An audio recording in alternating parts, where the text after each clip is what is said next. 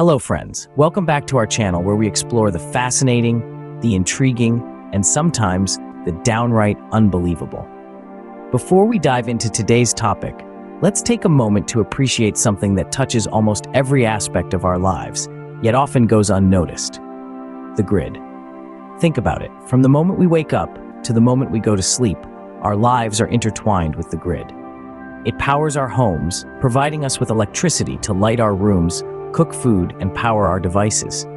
It ensures we have access to clean water at the turn of a tap, and it connects us to the world through the internet. Not only that, but it also fuels our transportation systems, from the cars we drive to the trains we ride, and even the planes we fly in. The grid is everywhere. Yet, despite its omnipresence and importance, we often take the grid for granted, hardly giving it a second thought until it falters. And that's exactly what we're delving into today: a total grid collapse. Imagine, if you will, a world where the grid just goes down. No electricity, no water, no internet, no transportation. A chilling thought, isn't it?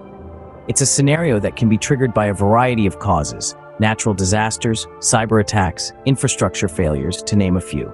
Today, we're exploring the potential timeline for societal survival in such an event. We'll look at the challenges we might face in this dystopian possibility and discuss strategies for survival. This might particularly prick the ears of our survivalist friends out there. So, ever wondered, what would happen if one day the grid just goes down? How long could we as a society survive? Before diving into the timeline, we first need to understand what a total grid collapse means. Picture this: the grid is essentially the backbone of our society. It's the interconnected network that delivers our power, water, internet, and transportation services. It's like the nervous system of our modern world. Now, imagine if that system suddenly failed. We're talking about a blackout that stretches beyond your neighborhood, reaching across cities, states, even entire countries. Imagine no internet, no running water, no electricity, and no functioning transportation.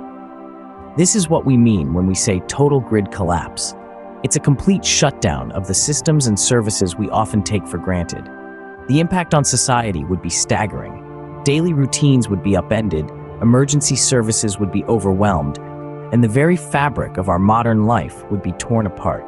Now that we understand what a total grid collapse would entail, we can start to explore how long society might be able to hold out. The moment the grid goes down, things start to change, and not for the better. Imagine, if you will, a world that's suddenly plunged into darkness. No lights, no internet, no way to charge your devices. The initial shock gives way to confusion, then panic. People are trying to figure out what's happening, but communication becomes a challenge. The cell towers are down, so your phone is as good as a paperweight. Radios? Maybe, if you're lucky enough to have one that's battery-powered. But even then, how many people know how to operate a ham radio these days? Then there's the matter of resources. Without power, many of our daily necessities become scarce. Food, water, even basic medical supplies could run out quickly. And without the ability to resupply, things could get dire fast. So we've made it through the first few hours or days. But what happens as more time passes without the grid? As days turn into weeks without the grid, the situation becomes increasingly dire.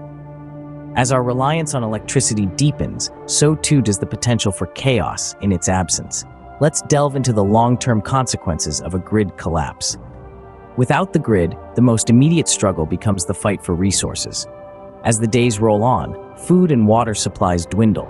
With the absence of refrigeration, perishable items become a luxury of the past. Water purification systems fail, transforming a basic human necessity into a rare commodity. The breakdown of social order follows closely behind. Without a functioning grid, law enforcement and emergency services become hamstrung.